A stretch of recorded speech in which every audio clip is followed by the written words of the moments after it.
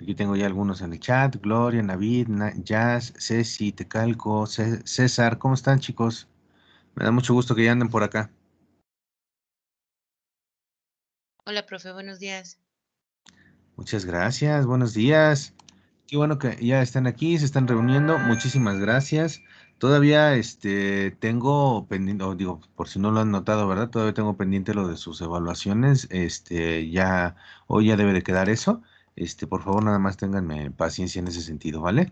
Vamos a seguir adelante con ese proceso. Mientras tanto, en este momento, vaya, en esta reunión, pues tenemos que seguir avanzando con nuestras, actividades. Hoy se supone que ya estamos en el estudio, el reforzamiento de la unidad 5. Estamos en esta parte del coaching gerencial, pero yo quiero preguntar hacia atrás primero rápidamente como para saber si vamos bien. ¿Qué onda con las competencias? ¿Qué es una competencia?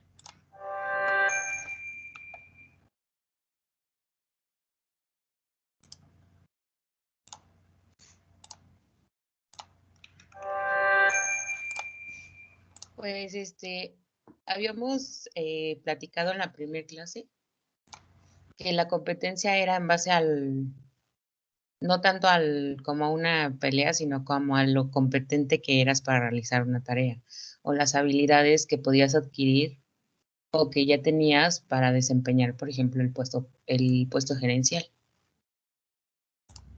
Ok, entonces una competencia es un conjunto digo, depende del autor, ¿verdad? Pero varios autores coinciden en decir que es un conjunto de 3 elementos. Ya dijiste uno, habilidades. ¿Qué otro? Es pregunta para todos, ¿eh? Conocimiento Conocimientos, excelente. Habilidades, conocimientos. y actitudes. Ok, actitudes, habilidades, conocimientos y actitudes. Y ya con eso, entonces, nosotros también estamos teniendo, por ejemplo, como conocimientos, lo que estudio en la escuela, pero también como conocimientos, lo que puedo ir adquiriendo con la experiencia laboral, ¿cierto?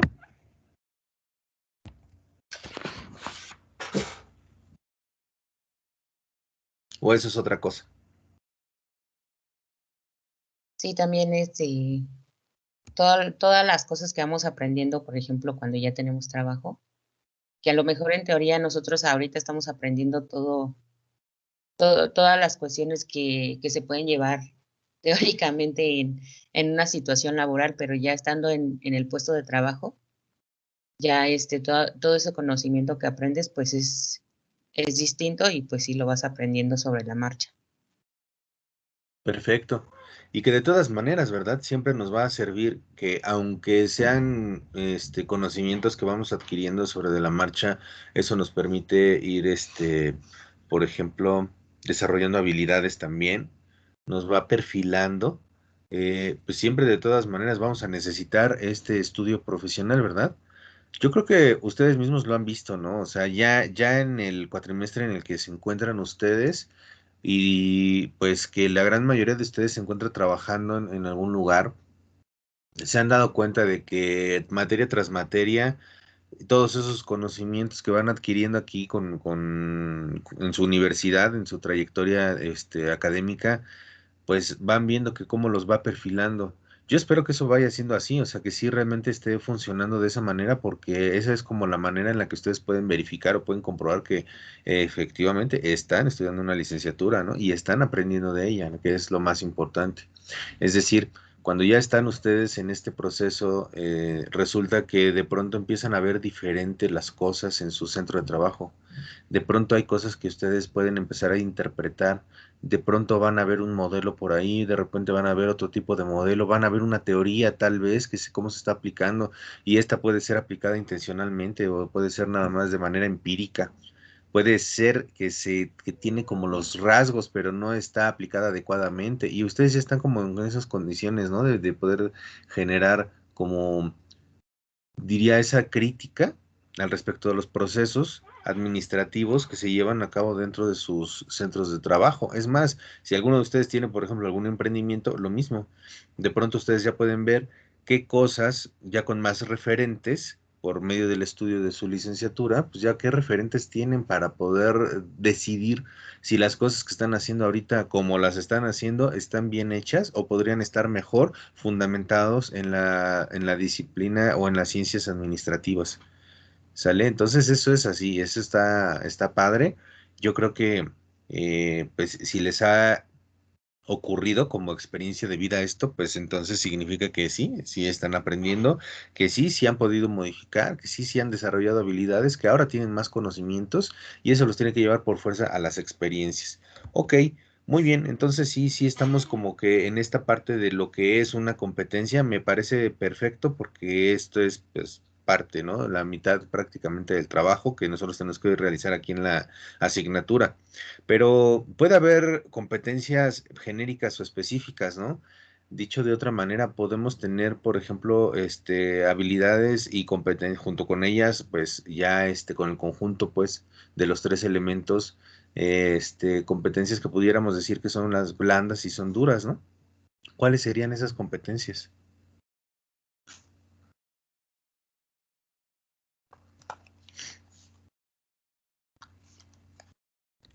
Diríamos, de acuerdo al temario, pues diríamos, competencias genéricas y competencias específicas.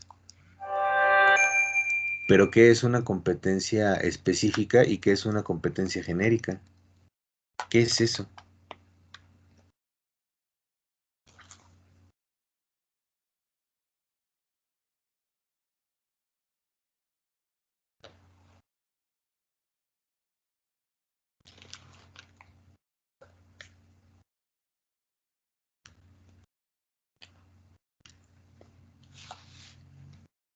Nos dicen por aquí actitudes o liderazgo. Ok, pero ¿qué es una competencia genérica y qué es una competencia específica?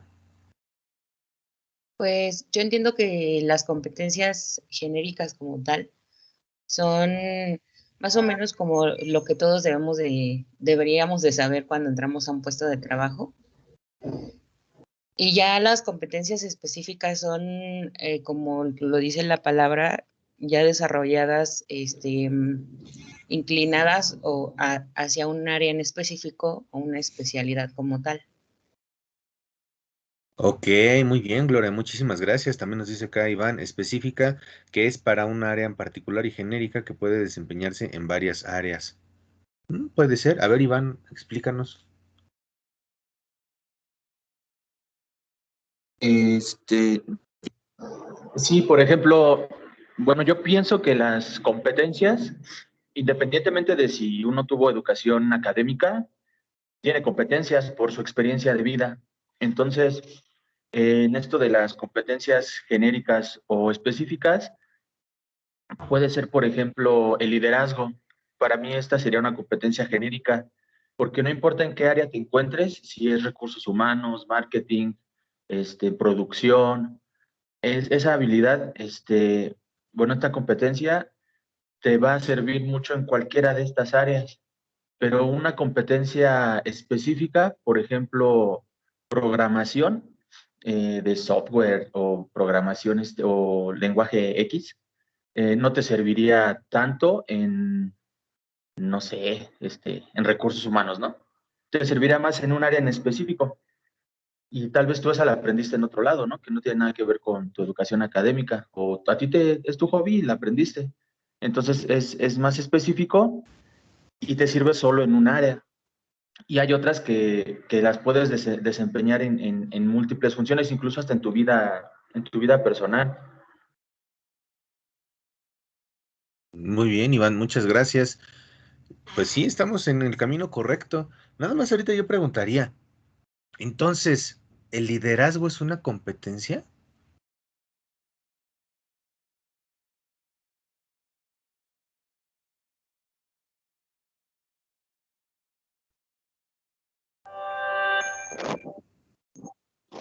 Buenos días, profesor. Álvaro, adelante, gracias, buenos días. De mi punto de vista, sí es una competencia. ¿Por qué? Porque, bueno, porque todos podríamos ser líderes. Ujú. Todos tenemos la capacidad, solamente es cuestión de trabajar en ello. Ujú. Para mí todos tenemos esa capacidad de llegar a ser líderes, solamente que muchas veces el ego, como muchas veces el ser cuadrado, pues son cositas que uno tiene que cambiar. Y el hecho de no quererlo hacer y todo, pues para mí hace que eso sea una competencia. El pelear con uno mismo para ir cambiando aspectos que nos pueden llegar a ser mejores personas en el trabajo, en la vida cotidiana, y en eso, pues, un buen líder. Para mí sí es una competencia. Ok, Álvaro, muchas gracias. Nada más acuérdate que la connotación que le damos nosotros a lo que es ser competente o a una competencia aquí, estamos hablando no de competitividad, ¿no? No de esa rivalidad entre dos miembros, tres miembros o factores de algo para poder sobresalir uno sobre de otro, sino que estamos hablando de lo que yo requiero para poder saber hacer bien algo, ¿no? Para poder hacer bien algo. Entonces, sí, sí, también igual vamos sobre esa línea, pero acuérdate también, por ejemplo, que una competencia, por lo tanto, es una suma de habilidades, de conocimientos y de actitudes. Por lo tanto, entonces, podríamos decir que requiere ciertas actitudes para liderar.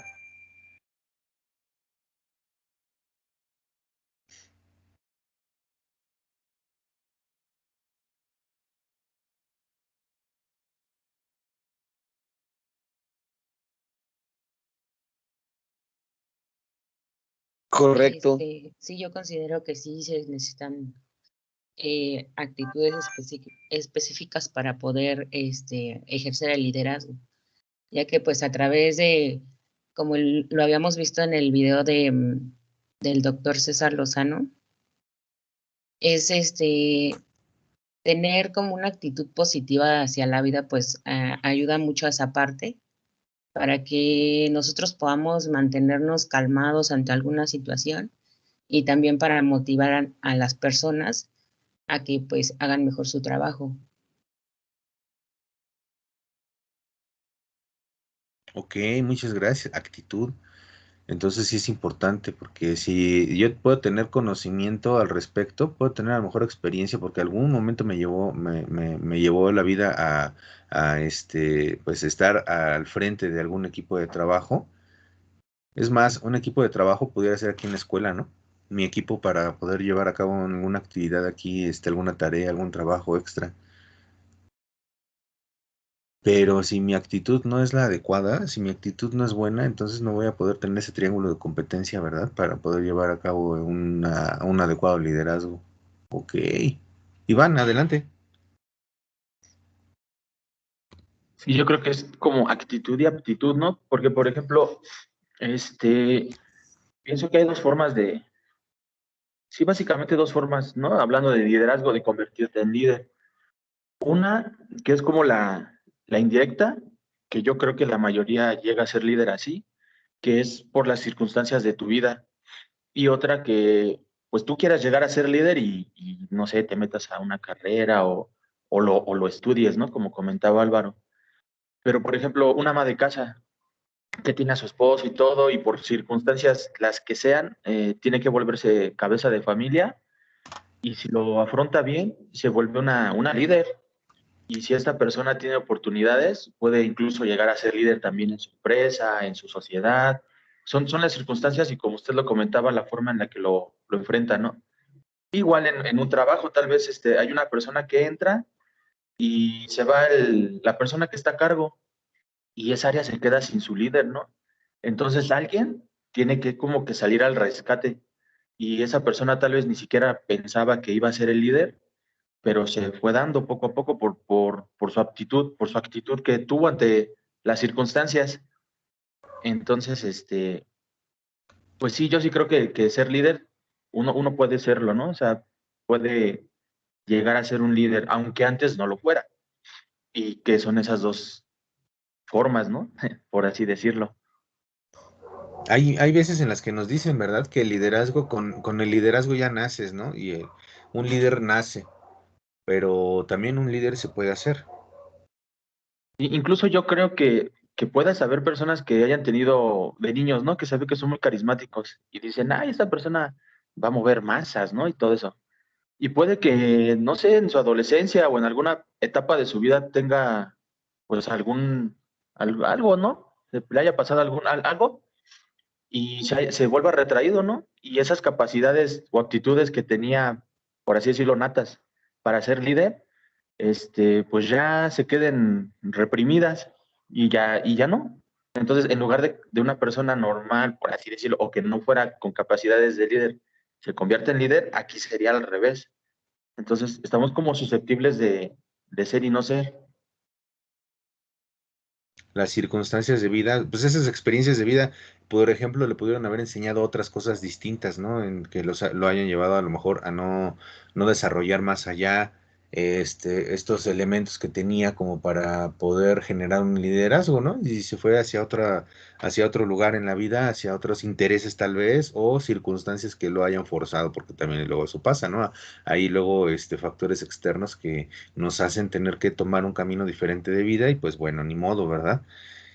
Bueno, digo ni modo porque a lo mejor no era lo esperado y después luego a veces resulta que esos caminos pues, son los más adecuados, ¿no? Así es como tenían que ser las cosas y pues bueno, pasa mucho en la vida, pasa mucho en la vida, pasa mucho a todos, nos ha pasado alguna situación de esa naturaleza y pues bueno, aquí también es importante determinar de qué se trata, ¿no? O en ese sentido, o sea, manera personal, yo qué quiero hacer, por dónde tengo que ir, ser receptivo ante las situaciones a las que me estoy enfrentando, porque también hay una delgada línea, ¿no? Entre, por ejemplo, tratar de empecinarse para lograr algo y cuando pues también las circunstancias de alguna manera, no sé, creo que por experiencia de vida podría decir algo así como pues que también creo que el mundo, la naturaleza o alguna energía o algo te está dando como muchas señales de que ese no es tu camino y tú quieres seguir ahí y seguir ahí y seguir ahí hasta que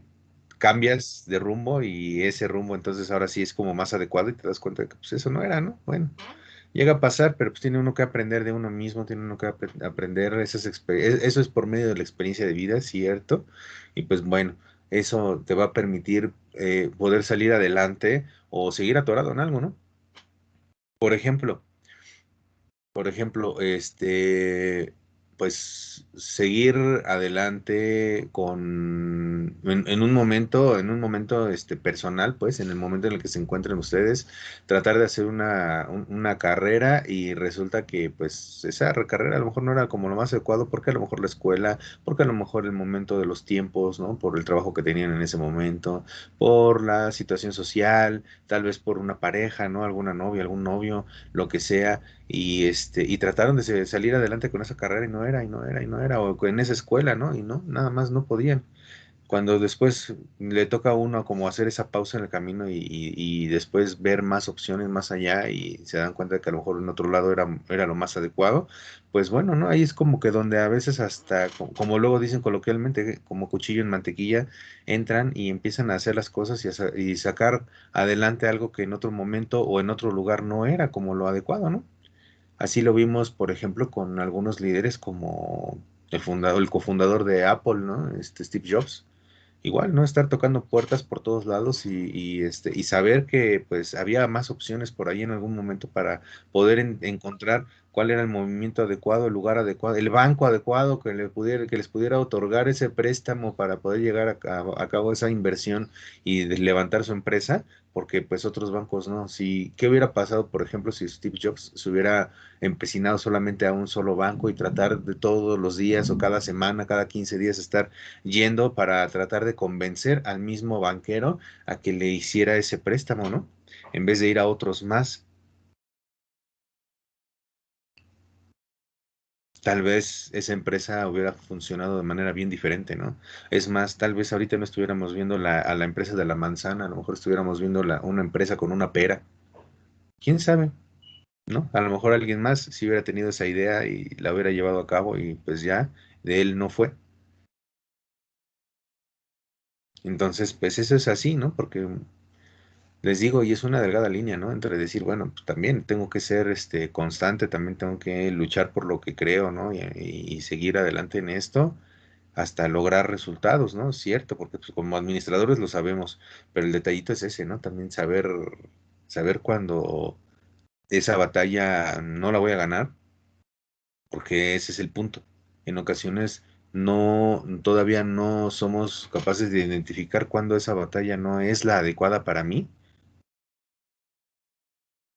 y sigo yo en esa batalla, ¿no? Y pues por no era para mí, entonces no la puedo ganar, no la puedo ganar, no la gano, porque pues ese no era ni las circunstancias, ni el momento, ni el lugar, ni tengo los referentes adecuados para poder tratar de sacar todo eso adelante. Por lo que entonces, ¿qué sigue, no? Decía, acuérdense por ahí también ya les tocó leer El arte de la guerra de Sun Tzu, que dice, y se utiliza mucho en temas de administración estratégica. Dice él, pues no luches una batalla que no puedas ganar. Es decir, en algún otro momento de su libro dice, pues es que para que tú puedas ganar una guerra, tienes que haberla ganado antes de comenzar. Son temas profundos, es conocimiento milenario. Dicen por ahí que a lo mejor Sun Tzu ni siquiera existió. Dicen que a lo mejor él no fue el autor de este libro del arte de la guerra. ¿Quién sabe? Pero el chiste es que estas enseñanzas, también dicen por ahí algunas personas que pues estas son las que llevaron adelante pues a la conformación de lo que es hoy China. ¿Eh? ¿Quién sabe, verdad? Iván, adelante.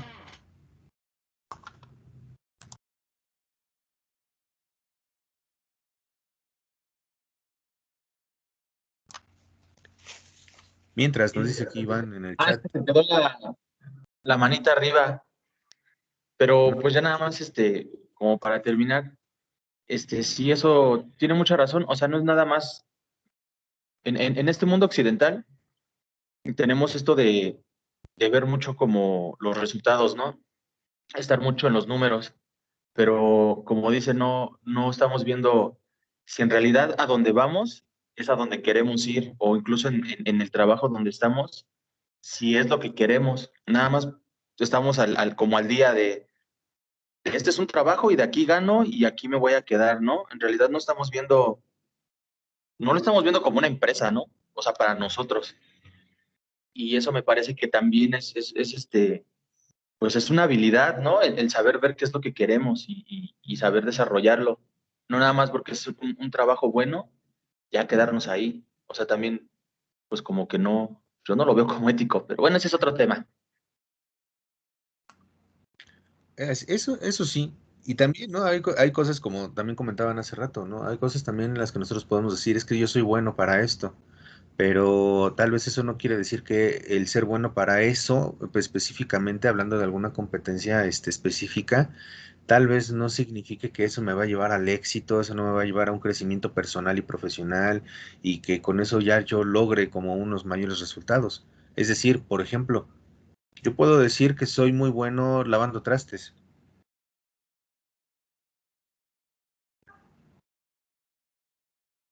Quién sabe, ¿no? Álvaro, adelante. Perdón, profesor. Fíjese que, bueno, analizando un poquito lo que dijo Iván hace un momento, en ese rato, en cuestión de líderes, aquí, bueno, a mí me llamó mucho la atención esta parte de que, como dice, hay dos tipos de líderes, ¿no? Los que llegan a ser y los que se hacen, básicamente así lo dijo.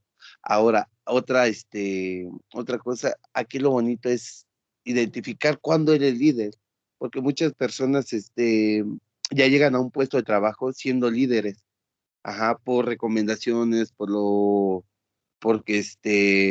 son amigos del director, como usted lo quiera ver, pero llegando a la hora de la operación, pues no es tanto que sea líder, para mí es un simple jefe. Ujú. O sea, que nada más da resultados, pero no tanto porque es bueno, simplemente porque los trabajadores pues ya tienen esa visión de líderes. Ujú. Y no dependen de una persona que esté arriba. ¿Por qué? Porque saben que tienen que llevar la operación a cabo, porque de eso depende el trabajo de muchos. Ujú.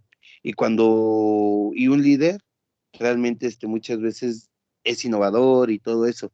Aquí lo importante, bueno, el punto que quiero llegar es de que cómo saber cuando realmente eres líder y cuándo no.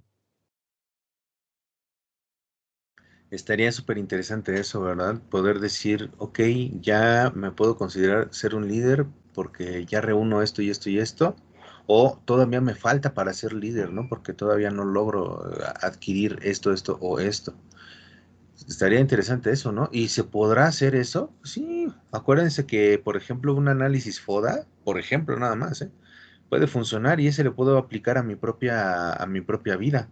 No es un instrumento bastante bueno porque me sirve para poder, bueno, pues sí, es un instrumento que me va a servir para identificar en qué estatus se encuentra una empresa, pero también en qué estatus me encuentro yo. Entonces, esto me puede servir. Y otra cosa muy importante, y lo que también tenemos que puntualizar al respecto de lo que nos está diciendo Álvaro, hay una situación aquí. ¿Qué es entonces ser, por ejemplo, gerente o jefe? ¿Y qué es ser líder? Estas cosas pueden consensuarse, estas cosas pueden juntarse, pueden ser lo mismo, son sinónimos, se pueden ocupar así o hay una diferenciación entre ambas, entre ser un jefe y ser un líder. Hay mucha literatura por ahí al respecto, de diferenciar qué cosa es ser un líder y qué cosa es ser un jefe.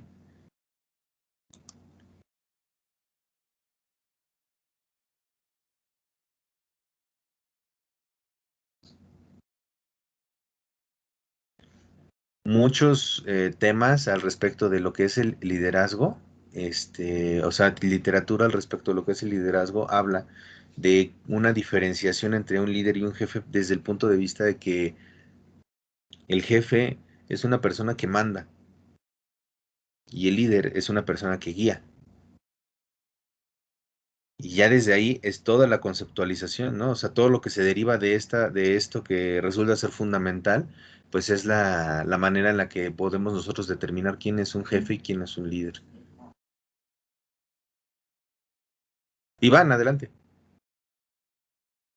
Yo tengo una duda. ¿Se podría aplicar el ámbito de para quién es líder? Por ejemplo, tal vez yo, puede que mis sobrinos no me vean como un líder o que mis amigos me vean como un líder, pero tal vez en el trabajo yo ya no soy un líder, ¿no? Por las circunstancias. O al revés, en el trabajo mis compañeros me ven como un líder, pero aquí en mi círculo social o en mi familia ya no me ven como un líder, ¿no? O sea, o ya no cumplo los requisitos que se necesitan para ser un líder, ¿no? O sea, tal vez no sea como algo tal vez tan genérico, ¿no? Al final, tal vez se necesita cumplir ciertos requisitos en diferentes áreas. Hay una situación interesante aquí lo que estás diciendo. A lo mejor hay personas que te ven como una autoridad, no porque tengas un cargo, sino porque todo lo que eres tú representa una autoridad, por ejemplo, un sobrinito, ¿no? O sea, no necesariamente como un líder. Una cosa diferente sería, por ejemplo, que aspiracionalmente quisieran llegar a ser como tú y entonces tú los guiaras, podríamos decir que entonces sí te están viendo como un líder. Igual en tu grupo social, ¿no? En tu grupo de amistades, tal vez, igual. O sea, si tú estás en ese camino de motivacional, en ese camino de guía, en ese camino de apoyo, y a través de eso las personas van saliendo adelante, van sacando lo mejor de sí mismas para ser mejores, sí estamos hablando de un liderazgo. Y sí, tú puedes decidir aplicarlo o no aplicarlo en determinado ámbito de tu vida. Hay, por ejemplo, personas que sí son realmente líderes, se notan en su círculo social que son líderes, ¿cierto? Es más, por ejemplo, quienes están estudiando, trabajando en la escuela, se les nota el liderazgo, pero en su centro laboral no.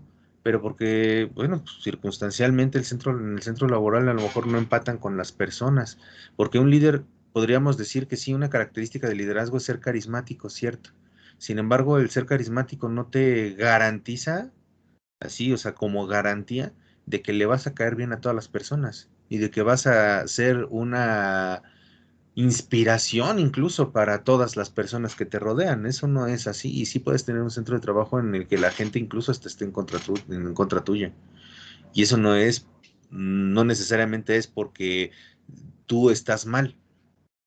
Muchas ocasiones, desgraciadamente ocurre así, que muchas ocasiones más bien es porque estás bien. Porque estás bien, la gente está en tu contra. Porque destacas, otras personas no están de acuerdo contigo. Y entonces eso les cae mal. Y eso no les agrada. Y eso es con lo que no empatan contigo. Si tú eres quien tiene el puesto de autoridad en ese centro de trabajo, pues entonces sí, ¿no? Tienes tú que esforzarte bastantito por sacar adelante esta parte. Si no eres tú el que tiene ese cargo de autoridad en ese centro de trabajo,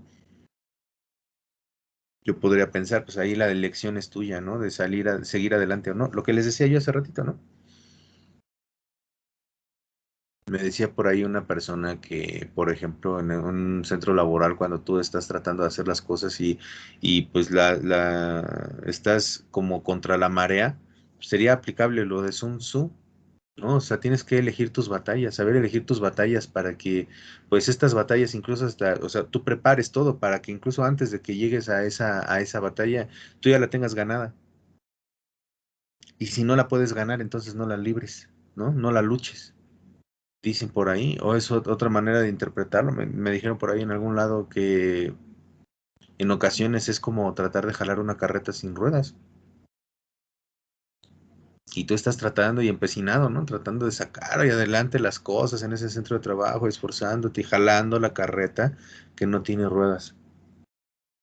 ¿Vale la pena eso? Hay que verlo, ¿no? O sea, hay que verlo, esa parte. César nos dice, sí, sí hay una gran diferencia entre un jefe y un líder. Dice, debido a que el jefe es aquel que solo manda y no ayuda. En cambio, el líder es aquel que pide las cosas, pero te da las herramientas y te ayuda para realizar dicho trabajo. Claro que está bastante bien definido lo que nos está diciendo César, ¿eh? Bastante bien. Gloria dice, el líder incluso puede causar la motivación de las personas o crear nuevos líderes. Y un mal jefe, por ejemplo, podría hacer con su falta de competencias todo lo contrario. Claro, si tú te quedas nada más en el ámbito de la jefatura, pues sí, sí puedes llegar a desmotivar a la gente. Puedes llegar a hacer que las personas se puedan perder en el camino, ¿no? En el camino de la motivación y dejarlos fuera y hacer que la gente se vaya de tu lugar de trabajo. Tener una alta rotación en un centro de trabajo, eso también puede significar un mal jefe. No necesariamente que la gente esté mal o que las actividades del puesto estén mal, sino el jefe, ¿no? Álvaro, adelante.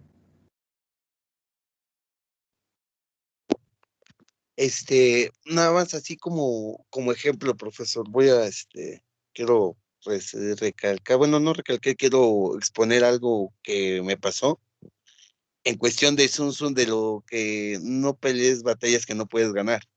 Ajá. Bueno, de hecho, ni me pasó a mí, le pasó al mecánico. Ujú. Estaba yo con el mecánico y todo, y le llevaron un carro. El mecánico muy bueno, a mí me lo recomendaron y pues, yo nunca había visto que este mecánico pues no le diera las cosas. Pero ese día yo me acuerdo que duró como 1 hora, 2 horas la camioneta, era una camioneta. Ajá, duró como 2 horas la camioneta y la dejó y le habló al dueño y le dijo, ¿sabes qué? Ven por tu camioneta, no puedo. Ajá, no le doy. Y yo me agarré y sí me sorprendí. Me sorprendí porque dije, no manches, si eres mecánico, si eres aquel, ¿cómo es posible que digas que no puedes? Ajá. Y ya fue la persona por la camioneta y yo sí le pregunté que por qué no. Y pues indirectamente aplicó esa, la de Sun Tzu,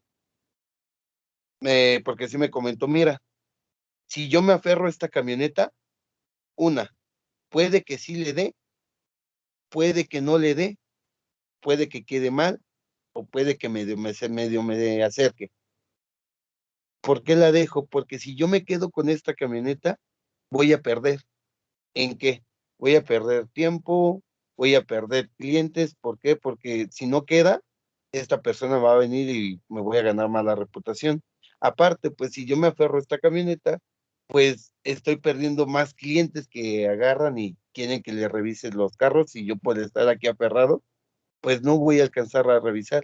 Fíjese que esa parte me interesó mucho. ¿Por qué? Porque a la toma de decisiones que uno como jefe o como líder debe de estar en constante movimiento, en constante acercamiento, es una de esas principales tomas de decisiones donde, ¿sabes qué? No, saber cuándo decir no y no ser orgulloso para decir sí puedo, sí puedo, sí puedo. ¿Por qué? Porque al final del día, pues, tu operación se puede parar. Yo lo aprendí mucho con el mecánico y hay un buen de ejemplos también por ahí. Eso es lo que quería yo compartir, profesor. Excelente. Muchas gracias, Álvaro. Y es que eso es así. O sea, en cualquier lugar podemos, o sea, hay susceptibilidad de aprendizaje y eso es lo padre. Por ejemplo, podríamos llamarle educación informal. Y es importante ser receptivos para poder entender que luego esas cosas que son ya la aplicación práctica de algo que todavía estamos por estudiar, a lo mejor en nuestra carrera, ya lo estamos viendo, ya lo estamos vivenciando. A lo mejor hasta nosotros mismos lo hacemos, ¿no? Ya después cuando llegamos, ya después en alguna materia ya nos llega el concepto, ya decimos, ah, esto se llamaba así, ya lo hacía yo, wow, ¿no? Qué padre. Bueno, y ya uno sigue adelante. ¿Cierto? Y sí, sí, sí, sí, eso quiere decir que más bien, en ese sentido, a lo mejor podríamos decir que el mecánico no necesariamente ha leído el arte de la guerra, pero su experiencia de vida lo ha llevado a generar ese tipo de conocimiento y pues es válido y también es bueno, ¿no? También aprender de eso. De todos lados, insisto, de todos lados podemos aprender algo y eso es bueno. O sea, que nosotros reconozcamos que eso es así, porque entonces así vamos a ser suficientemente receptivos para poder entenderlo y poder mirar hacia esos pequeños detalles que a veces tenemos enfrente y que nos pueden llevar a un aprendizaje mayor, porque así como eso lo podemos, bueno, como el mecánico lo pudo aplicar hacia elegir qué cliente tomar y qué cliente no tomar, así también existen esas decisiones ya a nivel empresa, ¿no? Ya nosotros como emprendedor, ¿qué vamos a hacer al respecto de la estrategia? Y ahí estaríamos entrando a otro concepto, ¿no? A lo que es estrategia, para poder elegir lo adecuado para nuestra empresa y esperando los resultados que nosotros ya ponderamos previamente, ¿no? Es todo una trayectoria, esto está padre. Eso lo van a estar viendo ustedes en una asignatura que se llama Administración Estratégica. Como amplia recomendación les diría yo de una vez que vayan ustedes revisando libros de administración estratégica. En la biblioteca virtual de la escuela hay varios libros de administración estratégica, así se llama. O sea, ustedes lo pueden encontrar como planeación estratégica o como administración estratégica. Y en eso también viene mucho al respecto, obviamente, pues de lo que es liderazgo, ¿no? Pero pues tiene que ver con la manera en la que ustedes van a llevar a cabo una administración y diría yo de carácter holístico de todos los elementos en los que interviene la empresa, o sea, que intervienen, perdón, dentro de la empresa para poder generar una toma de decisiones allí. Entonces, pues vale la pena. Yo creo realmente que eso vale la pena y pues ya ustedes estarán en esas condiciones de poder llevar a cabo eso, ya una vez que hayan pasado, por ejemplo, como esta con esta materia, ¿no? Competencias gerenciales o dirección y gerencia, ¿no? Que también viene por ahí. Entonces, pues, bueno, ya todo esto los va a ayudar a ir conformándose. Muy bien, ¿eh? Muy bien, me parece adecuado todo esto que nos están comentando, me parece muy bien, qué bueno que lo han estado ustedes, pues identificando. Nada más ahí, entonces estaríamos pensando, por ejemplo, esta parte que habíamos dejado tal vez para que ustedes se dieran a la tarea de leer, ¿qué onda con esto de la psicología del mexicano? ¿Sirve saber de eso? ¿Eso existe? ¿No existe? Cada nacionalidad tiene su propio, pues, su propia forma de pensamiento, la manera en la que el pensamiento se realiza, los procesos mentales se realizan, va en función de un determinado país en el que yo me encuentre. Y entonces, si eso es así, ¿cómo es eso, no? Y si no es así, entonces, ¿cómo es eso?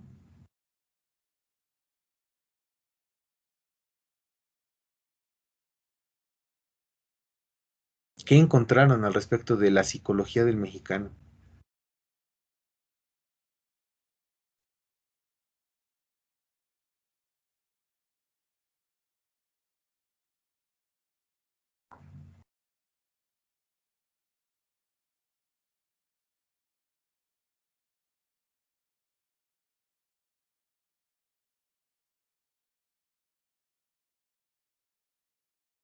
Acuérdense que en algún momento les decía yo, eso lleva a una consideración, ¿cómo decir? Como positiva o aceptada más bien al respecto de esta interpretación de la psicología del mexicano, pero también hay otros autores que no están de acuerdo con eso. Hay otros autores que no la defienden, ¿no? Que incluso están en contra de darle una interpretabilidad a lo que es la psicología del mexicano. Entonces, ¿qué pasa?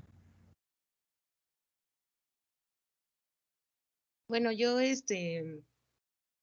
no busqué otra fuente, pero sí leí el libro que nos publicó. Ujú. Y pues ahí lo que pude ver es que habla desde la historia del mexicano, cómo fue conquistado, las raíces que tuvo al principio y cómo todo esto influye en su comportamiento actual. También habla de la importancia que tiene su familia, por ejemplo, la importancia que tiene en los mexicanos la figura materna, este, y también la ideología de que el mexicano es flojo, pero en realidad, pues los mexicanos somos personas que realmente trabajamos mucho, pero no sabemos realmente cómo pedir un pago justo por el trabajo que hacemos o que realizamos. Y pues básicamente es lo que yo pude captar del libro. Ah, pues también de la idea de que el mexicano nunca se echa para atrás, ¿no? Si tiene un compromiso o ya queda en algo, tiene esa ideología de no rajarse como tal, ¿no? Así viene en el libro. Ok, interesante, ¿no? Interesantes todas estas acepciones al respecto de cómo es que podríamos nosotros definir a un mexicano o a su psicología, la manera de funcionar de una persona que es mexicana. Pero también hay muchos mexicanos, ¿no? Que podemos ubicar que pueden comprometerse, por ejemplo, a llegar temprano a algún lado y nada más, ¿no?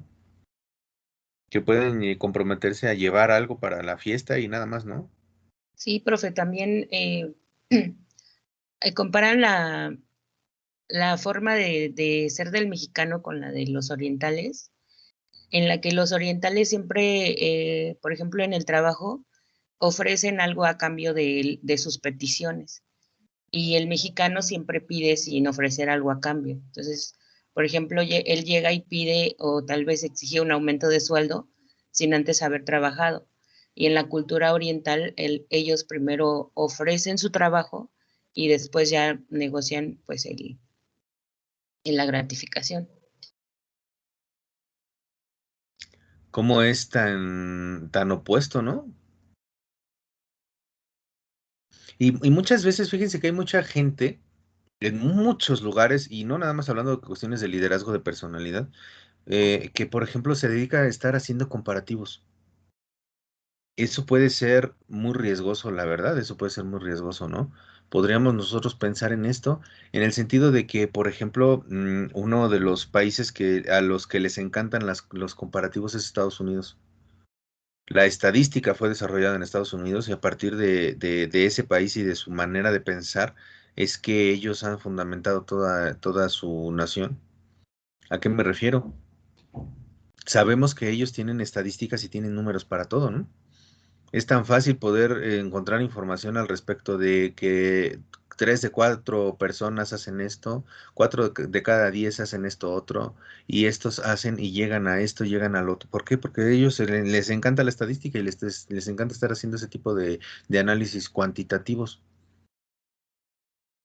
Es riesgoso. Nosotros, por ejemplo, en México, pues no somos estadounidenses, nosotros no tenemos esa cultura, sí nos vemos influenciados por ella, claro, pero el grueso de nuestra cultura es diferente, ¿no?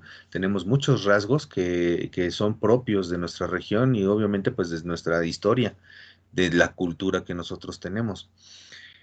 Entonces, me parece también que un rasgo característico, a lo mejor al respecto de la psicología del mexicano, es compararse negativamente con otras personas, tal vez, o con otras culturas o con otras regiones. Por eso digo que eso puede ser riesgoso. Es muy común en términos de educación estar escuchando, por ejemplo, comparativas como con el sistema educativo de Finlandia, el sistema educativo de Taiwán, que son sistemas educativos que tienen unas características diferentes y que son muy exitosos. Es que en Finlandia la educación es así, entonces, tendríamos que ser así para que tuviéramos como esa fórmula de éxito, ¿no? Sí, efectivamente, tendría que ser así, tendríamos que aplicar el modelo finlandés en México. Taiwán también es muy bueno. Singapur, no, Singapur ahorita ya es la onda en educación, ok. Entonces, ¿qué? ¿Tendríamos que transformarnos como Singapur para ser muy buenos en educación? Y así, o sea, nada más como ejemplo en el ámbito de educación. Podríamos hablar de procesos productivos, podríamos hablar de factores de la producción.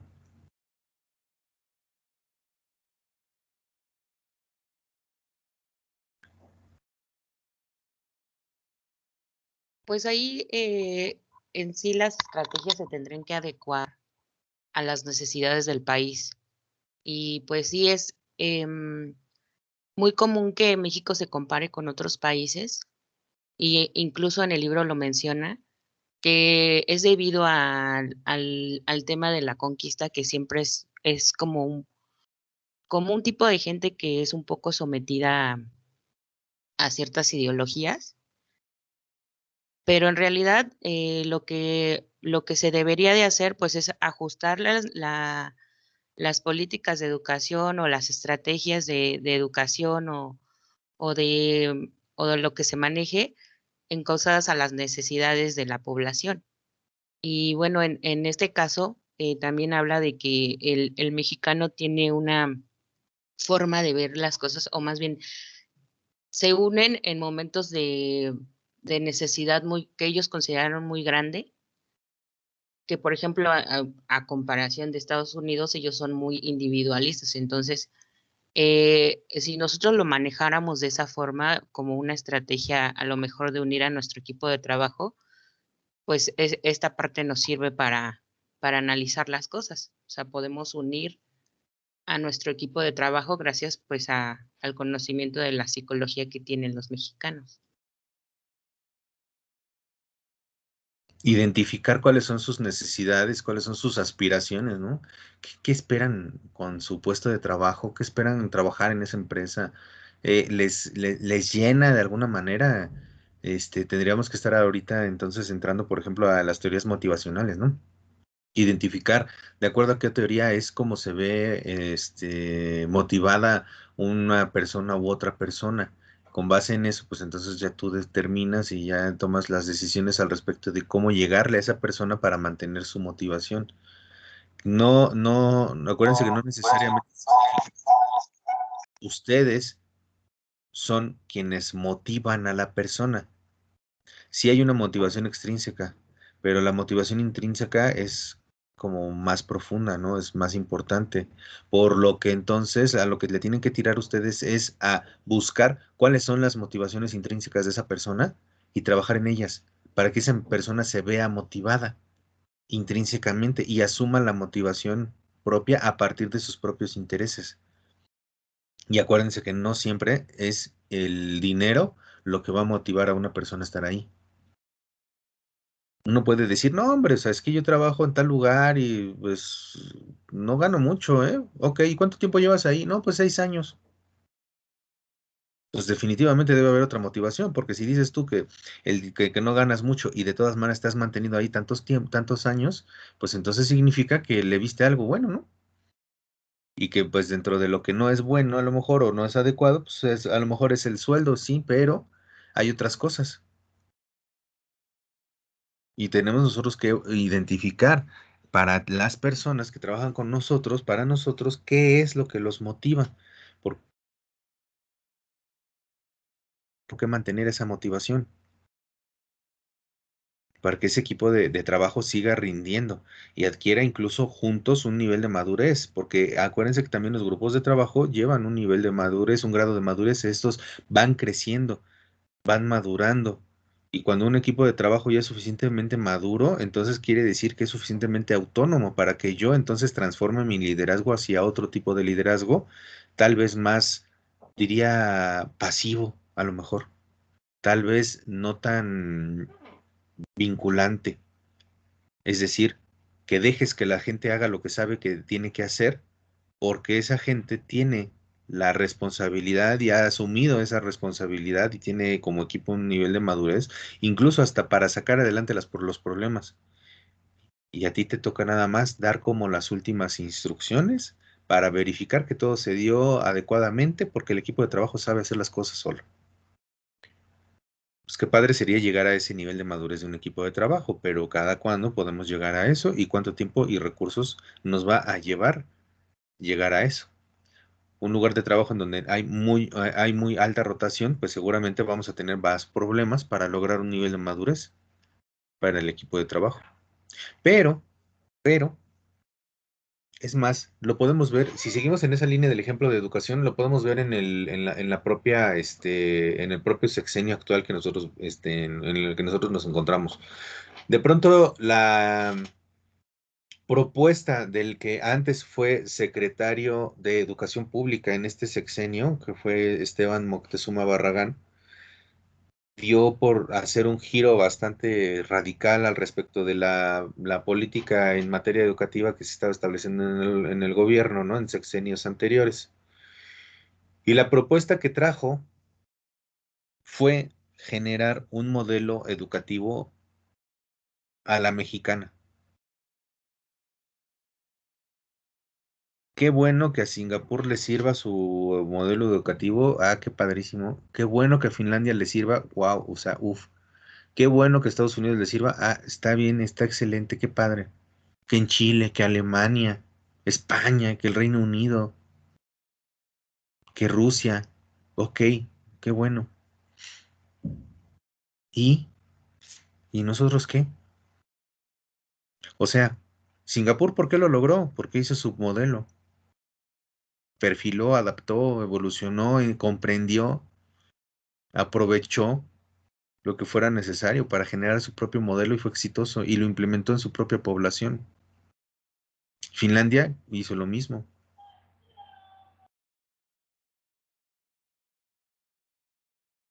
Y nosotros, tratar de estar comprando y adoptando lo que viene de afuera todo el tiempo.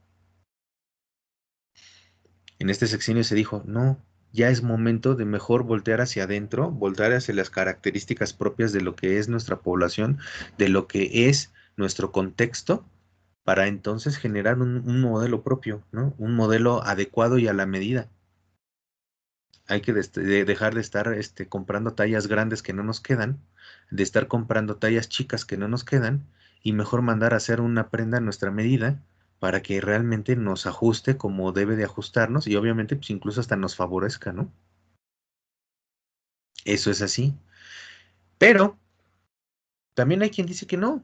También hay quien dice que el mexicano realmente no tiene como para dónde echar mucho mano, ¿eh? Es decir, el mexicano es agachón. El mexicano no decide. El mexicano no es líder. El mexicano tiene una histórica personalidad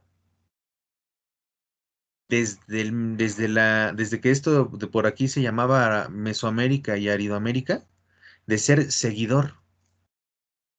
Y entonces si no tiene alguien a la cabeza, se pierde. Y está acostumbradísimo. Y entonces, por ejemplo, esta figura de autoridad, esa jefatura que antes era en un emperador mexica tal vez, ¿no? Quienes ya hacia el periodo de la conquista eran los que generaron como la hegemonía. simplemente para el pueblo mexica y para todos los pueblos que siguieron, que después en la expansión del periodo de conquista fueron pues subordinándose a la corona española, pues prácticamente para muchos de ellos simple y sencillamente solamente significó el cambio de la figura de autoridad y todo siguió igual. Ah, pues es que ya no se llama Moctezuma. Ah, pues no, el último Tlatoani, ¿quién fue? Cuitláhuac, me parece. Y pues que duró muy poquito porque pues murió muy pronto. Y me parece que también fue de los afectados por la viruela. En fin, el punto es, después quién empezó como que con la regencia, ¿no? De lo que ya se fundó. Fue un periodo como de 7, 11 años, me parece, antes de que esto se empezara a llamar Nueva España. Y de que se empezó a llamar Nueva España, entonces ahora sí, se mandó un virrey que viniera a gobernar, pero en ese inter, pues hubo un periodo en el que pues no había virrey, pero sí había una figura de autoridad aquí. Entonces nada más la gente, no, pues que ahora ya no es fulano, ahora ya no es uno, ahora ya es otro. Ah, pues ahora ya no es ese otro, ahora ya es este, y le vamos a decir virrey. Y todo siguió igual, dicen. Y que así podemos ir viendo cómo la sociedad mexicana está tan alienada en ese sentido, que así viajamos por siglo XV, siglo XVI, siglo XVII, siglo XVIII, siglo XIX, siglo XX y siglo XXI. Estamos todavía en esa manera de vivir del mexicano o de quien vive en esta región, que porque lo traemos en los genes.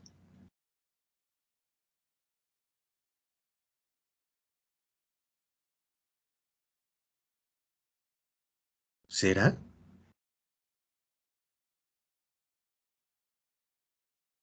Nosotros sin capacidad de generación, nosotros sin capacidad de producción interna.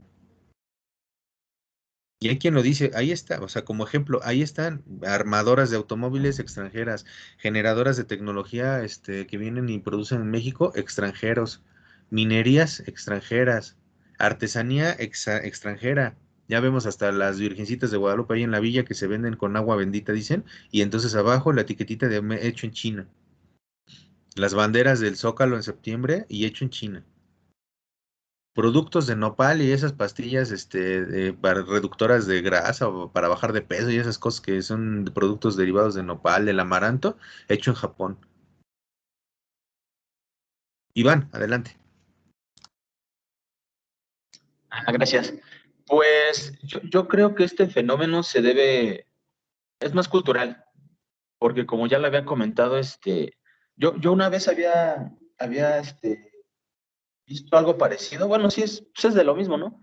Pero dicen que no es nada más de los españoles, sino desde antes, porque, por ejemplo, los demás pueblos estaban sometidos a los mexicas y ellos todavía llevaban más años con esa como mentalidad de sometimiento.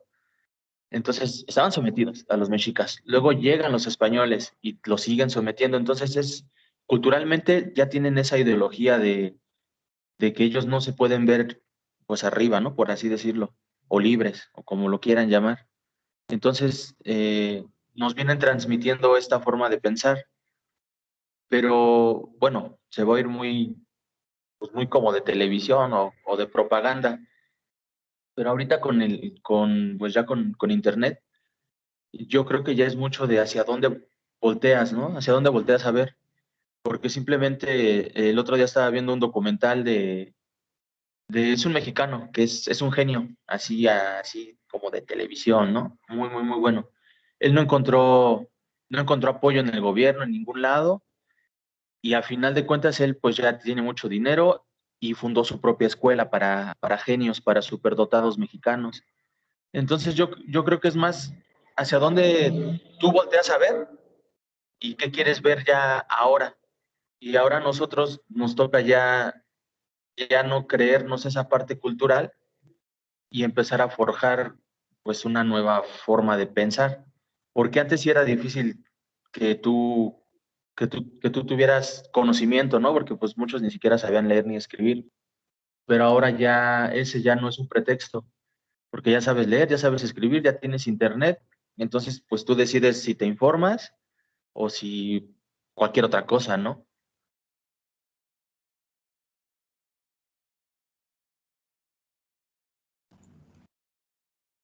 Así es que la decisión la tenemos nosotros, el poder de decidir.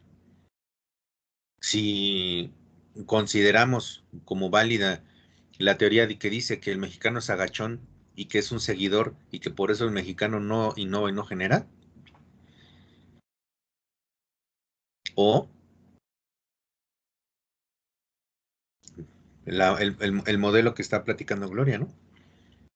Donde sí se está generando un liderazgo, donde México es un país de trabajadores, de gente que sabe sacar adelante las cosas, de ingenio. Pues es que yo creo que todas las personas, ahora sí que se va a sonar así como, o sea, todos somos iguales. Tal vez eh, por la parte del planeta en el que estés, sí desarrolles ciertas habilidades diferentes, ¿no? Una persona en Canadá, cuando es de noche, no sé, creo que son como 8 meses, ¿no? En ciertas partes, pues estás más tiempo en tu casa, haces cosas distintas, ¿no? Que si vivieras, no sé, en Brasil, que hace muchísimo calor y haces cosas diferentes, desarrollas diferentes actividades, pero tus capacidades de llegar a ser futbolista o paracaidista o matemático son las mismas. Y yo creo, yo pienso, que si yo creyera que por el simple hecho de ser europeo o de ser mexicano o de ser australiano tienes capacidades diferentes, pues eso sería como caer en el racismo, ¿no? De decir, pues tú simplemente por ser chino tienes capacidades diferentes, ¿no? Nada más por eso, ya. Y pues no es cierto. Simplemente que por los mismos planes educativos que tiene cada país, se desarrollan diferente. Si nosotros nos hubiéramos enfocado en la tecnología, seríamos diferentes, pero lo quieren hacer ver de otra manera. Entonces yo creo que no hay que dejarnos engañar.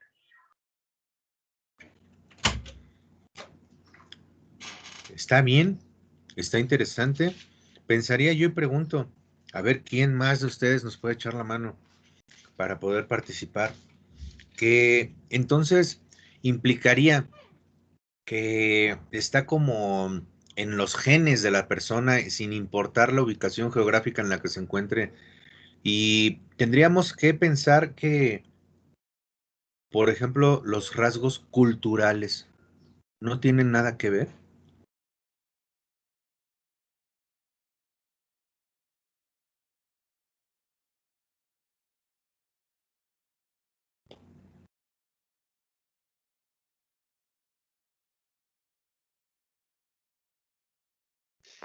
Todo lo, bueno, perdón, profesor, yo digo que es todo lo contrario, todo parte de una cultura. Ajá, todo parte de una cultura en cuestión tanto de la educación como en la mentalidad, digamos, la psicología, como lo dicen, del mexicano, todo parte de una cultura. Ajá, por ejemplo, como estábamos viendo hace 15 días en otra clase, ¿no? Nosotros podemos decir que en Indonesia, pues las personas están mal, están haciendo mal las cosas, pero su cultura dice lo contrario, su cultura dice que está bien. Ajá, yo digo que sí, o sea, todo parte de la cultura, no es que la cultura no tenga nada que ver, sino todo lo contrario. Gracias, Álvaro. Entonces, dicen que nuestra cultura, o sea, la cultura del mexicano, es una cultura de sincretismo, ¿verdad? ¿Qué es el sincretismo? Pues esa unión y esa mezcla que provoca una variante diferente de lo que era antes. ¿A qué me refiero? Que México dicen que somos un sincretismo producto de la mezcla de la cultura prehispánica con la cultura española. Es decir, que en la Nueva España no eran culturalmente 100% españoles y no eran culturalmente pues 100% prehispánicos. sino que se llegó a un momento en el que lo que se generó pues fue una cultura novohispana, o sea, una tercera. Puede ser que tenga rasgos de una, puede ser que tenga rasgos de la otra y que el producto final pues es la suma de ambas. En mayor proporción de un lado, en mayor proporción de algún otro lado, no importa, ¿eh? No importa. El chiste es que hay una mezcla en donde ninguna de las dos se impuso al 100% sobre de la otra. Porque muchas veces llegamos a escuchar a algún maestro de historia por ahí en la vida decir, es que llegaron y nos impusieron su cultura. Es profunda la frase, nos impusieron. Nos, como si él hubiera estado allí en 1500, ¿no? Y dos, eso no es completamente cierto, porque, insisto, ¿por qué entonces nosotros estamos todavía hoy en día comiendo tamales?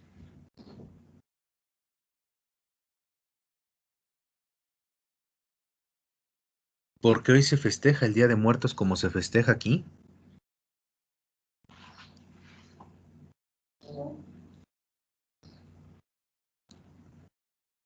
Y así como eso, pues muchos rasgos más, ¿no? Por ejemplo, el origen sagrado que tenía el mezcal,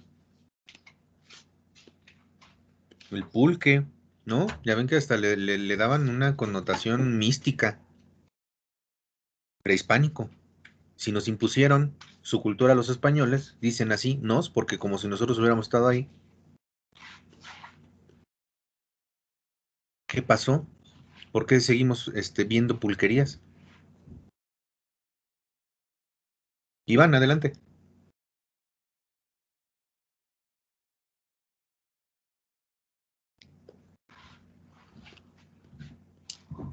Iván, Se me quedó la mano arribita, profe. Perdón. no te preocupes. Es una situación así. Entonces, el punto es, hay una serie de factores, o sea, hay diferentes factores que van a significar una modificación en la conducta. Y si estamos hablando de la conducta humana, pues estamos hablando de psicología.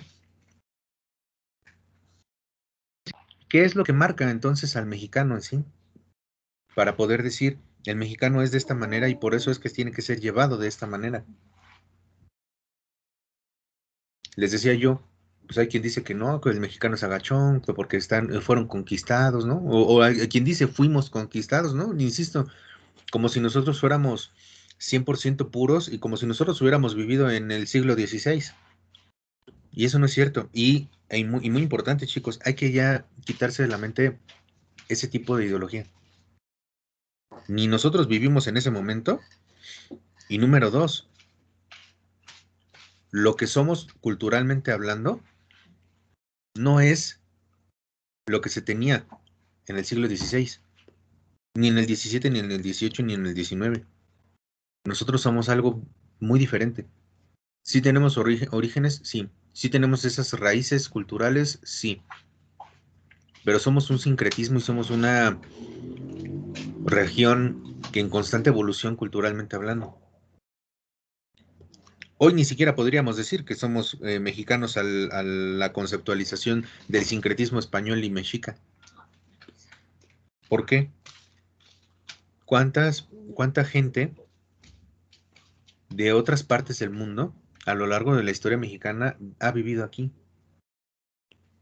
Tenemos, por ejemplo, comunidades de afrodescendientes, afromexicanos, dicen, y que se mezclan culturalmente con las personas de la región en donde viven. Fácilmente, nosotros vemos mucha migración interna en nuestro país. Es decir, estoy seguro que más del 90% de ustedes, y solo para no decir que todos, tienen algún familiar que vive en el interior del país. O que si ustedes se remontan a la historia de su familia, de ese núcleo familiar en el que viven ustedes ahora, resulta que alguno de sus papás, alguno a lo mejor de sus abuelos, o un poco más arriba, viajó de algún estado del país hacia la Ciudad de México. La cultura es algo bastante complejo. Es algo bien complejo y es difícil poder identificar un rasgo como característico ya ahora que estamos en el año 2021.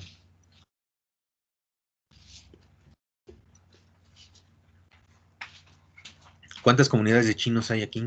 De libaneses, comunidades judías. ¿Cuántos haitianos, centroamericanos? Es más, así de este tamaño. Estados Unidos, que es como el punto a donde todas las personas que les da por migrar quieren llegar, resulta que es el país al que también la gente, bueno, quienes los estadounidenses también ellos viajan a otros países, ¿no? Y se establecen en otros lados. O sea, también hay estadounidenses que quieren salir de ahí. Bueno, pues resulta que México tiene la mayor población, la mayor concentración de estadounidenses fuera de su país.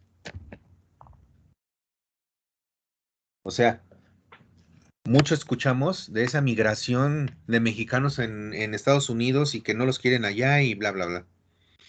Pero de lo que no se habla es que, pues, los norteamericanos que viven en México, a lo mejor suena como raro, ¿no? Es como, ay, o sea, pensar en, sí, o sea, gente que vivía en Estados Unidos y después quiso viajar a México y asentarse aquí.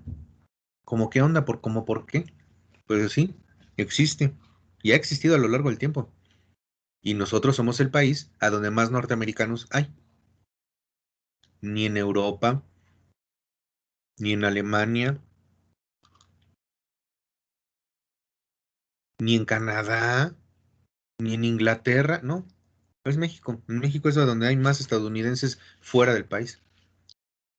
Bueno, pues eso también dice algo, ¿no? Y ahora, si eso es así, ¿a poco no nos vemos influenciados por la cultura norteamericana? ¿No nos vemos influenciados por cultura, por ejemplo, surcoreana? Yo me imagino que muchos de ustedes, si no es que todos, vieron esa serie de Netflix de, ¿qué? ¿Cómo se llamaba? La de esta del calamar. Algo de un calamar surcoreano.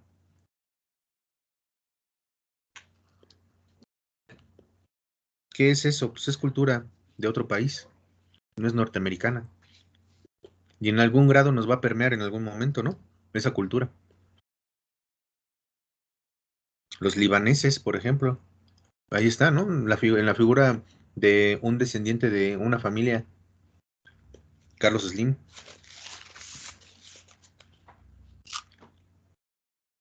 ¿A poco no hay crecimiento en México? ¿A poco eso es lo que nos ha venido mermando?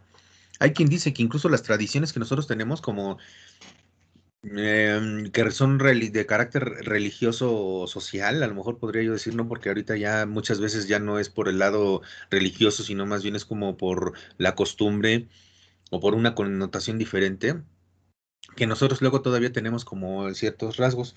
Dicen que porque la religión que nosotros, que a nosotros, y así insisto, ¿no? Como si nosotros hubiéramos estado viviendo en ese momento, que a nosotros nos llegó de parte de los españoles fue la religión católica. Y como es una religión que habla de una subordinación hacia la figura, hacia la deidad, imperante, habla de una situación en la que se recalca la imperfección del ser humano y que tiene que vivir toda su vida tratando de reponer un determinado pecado que quién sabe quién hace miles de años tuvo a bien tener, genera entonces una situación como de sentimiento de culpa. Y que muchas veces ese sentimiento de culpa en México provoca que la gente no sea emprendedora. Ay, no, no vaya a ser.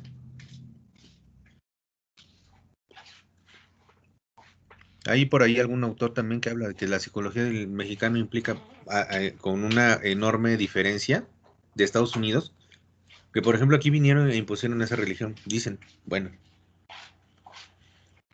que Estados Unidos, los grupos que llegaron en el Mayflower a ocupar los territorios del este de aquella región geográfica del continente, tenían o venían con una, primero, con una idea de venir a hacer vida. Ellos querían venir a cambiar las costumbres que ellos tenían en su reino y entonces querían otra cosa. Por lo tanto, pues traían una idea de venir a establecerse y a crecer y a hacer las cosas como mejor les parecieran. No a subordinar, sino a otra cosa. Sin embargo, de todas maneras fueron una colonia algún tiempo. Bueno, ¿qué ocurrió?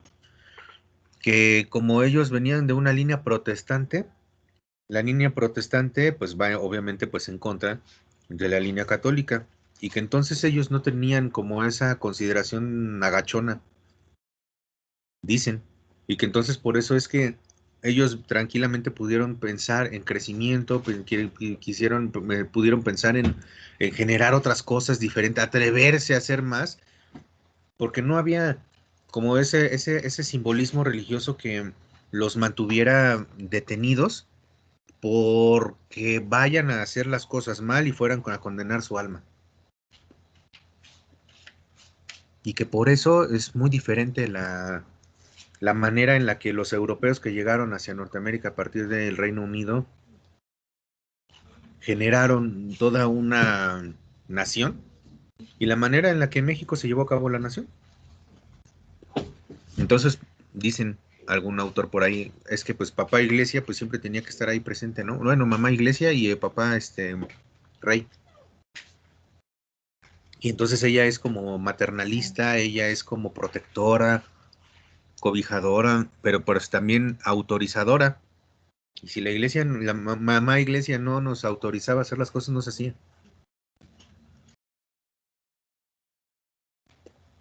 Dicen.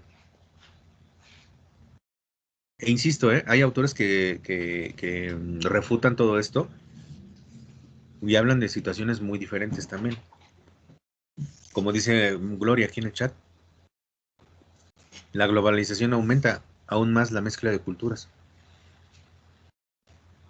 Significa entonces que ni siquiera, y eso sí es estudio antropológico, o sea, se han hecho estudios a partir de muestras de ADN. El pueblo más autóctono que todavía existe en nuestro país es el maya.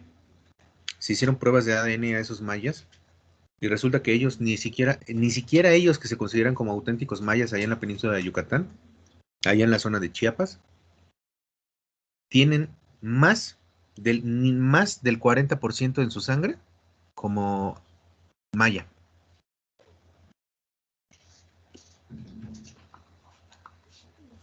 Es decir, son mayas aproximadamente en un 32%, genéticamente hablando. La demostración es tal que se puede decir, cierto, ya nosotros no somos 100% una raza genética, una línea genética. Somos un producto multicultural. Somos un producto de muchísimas personas que han venido a nuestro país y se han establecido y han generado y se han mezclado con nosotros. Nos lo enseñaron en la primaria, ¿no? Ah, sí. Español con indígena, entonces mestizo. Y entonces mestizo con español y no sé qué. Y negro con indígena, creo que era mulato. Y había como 10 y tantas razas que identificaban, ¿no? Igual, hay autores que refutan eso, pero pues eso significa que había una mezcla, porque no nada más es genética, o sea, todo esto es una mezcla cultural.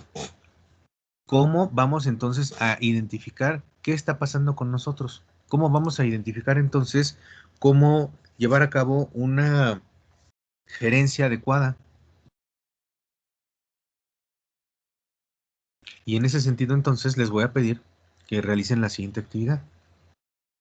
Tienen ustedes que contraponer esa lectura que yo les di de Psicología del Mexicano, la van a contraponer, por favor, con El laberinto de la soledad de Octavio Paz. Apúntenlo por ahí, por favor. ¿Y qué es contraponer? O sea, van a haber posturas distintas entre ambos. Y de ahí ustedes tienen que sacar la propia.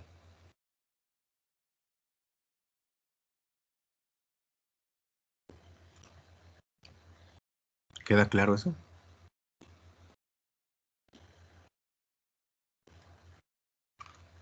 Sí, profe, vamos a hacer como un ensayo de eso y lo subimos a Moodle. Ajá. Tal cual. ¿Vale? Entonces, ¿tienen ustedes una lectura de psicología del mexicano que les compartí? Tienen ustedes que buscar, porque sí está, tal vez está en la biblioteca virtual de la escuela, tal vez no, pero en internet sí lo encuentran en el PDF de El laberinto de la soledad de Octavio Paz. Uno puede decir, es una novela, Octavio Paz. No, Octavio Paz hace una reflexión, un análisis de lo que es el mexicano, o bueno, de lo que él consideraba que era el mexicano, y obviamente también hay que ubicar que él hablaba de un tipo de mexicano, y voy a entrecomillar eso, de acuerdo al año en el que lo escribió. Hay muchos psicólogos que se especializaron en psicología del mexicano que han refutado terriblemente a Octavio Paz. Por eso es que quiero que vean las dos posturas, ¿no? Por eso quiero que vean, que lean al respecto de ambos, para que me digan, la lectura del laberinto de la soledad es una lectura rápida, ¿eh? Pueden incluso hasta ojearlo, pueden ver cuáles son las partes que más les interesan, profundizar un poco, brincar un poco. El chiste es que hagan como una reflexión desde ahí, ¿no? De lo que en lo general habla Octavio Paz. Octavio Paz habla de esto que les estoy comentando. Habla de esa cultura gachona a través de, gracias a la religión que se impuso aquí y por qué Estados Unidos creció diferente, por qué Estados Unidos se convirtió hasta en potencia y nosotros todavía no nos atrevemos a dar ese brinco a la alberca, ¿no? Y ellos sí. Liberadores y bueno, ¿no? Una cosa así, bueno, pero insisto, la postura, por ejemplo, que nos platicaba Gloria al respecto de la otra lectura, pues habla de cosas distintas. Y todavía eso, pues tienen que ver el sincretismo, o sea, esa mezcla de culturas que hoy tenemos y que ya no nada más, insisto, y recalco, ya no nada más estamos hablando de una cultura prehispánica con una cultura católica española. Ya estamos hablando de muchas cosas distintas, ¿no? Por eso vamos a un centro comercial y comemos fast food. Y dentro de lo ya nada más de considerar esa estrategia del fast food, de pronto comemos de un lugar que se llama Dynasty, ¿no? Chinese Dynasty, no sé qué, y comemos algo que dicen que es comida china, y que hay chinos que dicen que eso no es comida china. Y vemos comida japonesa y vemos restaurantes como si fueran culturales de mediados de los 60 de Estados Unidos y vemos un montón de cosas por ahí, ¿no? Vemos incluso hasta locales de ensaladas, ¿no? Ir a comprar una ensalada de 200 pesos, la verdad es que a mí no se me figura ir a comprar lechuga a 200 pesos, pero bueno, hay por ahí también culturalmente pues ese interés. Entonces, ¿dónde está lo español ahí? ¿Dónde está la religión católica, imperante, eh, dominando al mexicano? O sea, ¿qué onda con todo eso, no? Tienen ustedes que observarlo porque, insisto, todo eso es lo que nos permea a nosotros en nuestro día a día. Y si nos permea a nosotros en nuestro día a día, pues seguramente también a nuestros empleados, ¿no? O ellos vivirán en otro mundo, o ellos vivirán en otra ciudad. ¿De dónde salen los mexicanos que son nuestros empleados?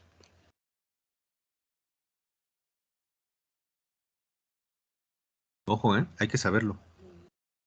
Hay que saber de dónde viven, de dónde vienen, cómo es su familia. Y no es saber por saber, sino, les decía yo, si los vamos a necesitar motivar por alguna razón, pues necesitamos saber cómo motivarlos, ¿no? Por lo tanto, necesitamos saber qué los motiva. ¿De acuerdo? Bueno, entonces, vamos bastante bien. Creo que van avanzando bien como grupo. Me gustaría escuchar más participación de los demás.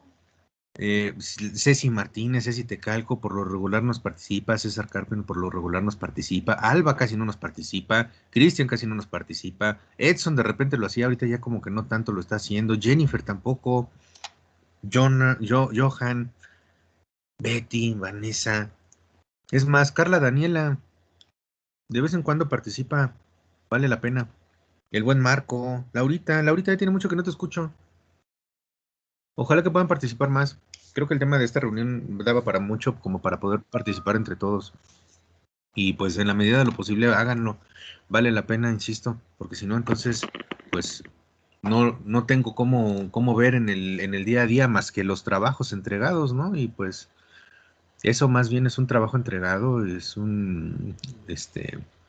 coloquialmente diría eso es un entreguismo, ¿no? Porque nada más están entregando, pero pues necesitamos también saber y escucharlos a ustedes. Bueno, Gerardo también, ¿no? También por ahí Gerardo. Muchas gracias, Johan, dice que ya lo haremos. Espero que sí, por favor. Muchas gracias a todos. Vámonos pues y sigan ustedes, ya saben, ustedes ya tienen sus actividades que realizar. Vayan profundizando en estos temas, busquen información al respecto, por favor, que denme a notar que investigaron, que estudiaron, que durante la semana se dieron un tiempecito para su escuela.